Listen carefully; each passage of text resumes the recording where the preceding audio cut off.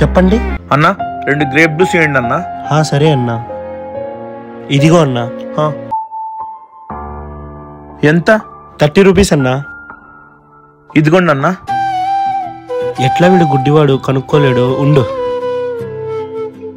ఇదిగోండి అన్నా. ఏమన్నా నన్ను మోసం చేస్తున్నావా? ఏం మాట్లాడుతున్నావు, అర్థం కాలేదు అసలు. అన్నా నేను మీకు 50 రూపీస్ ఇచ్చాను, మీరు 30 రూపీస్ తీసుకుని నాకు 20 రూపీస్ ఇవ్వాలి, కానీ నాకు 10 రూపీసే ఇచ్చారన్నా. సారీ అన్నా, తప్పైపోయింది.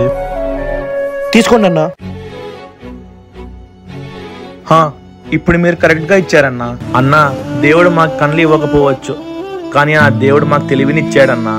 దయచేసి మా లాంటి వాళ్ళని మోసం చేయకండి అన్నా. తప్పు చేసేసాను.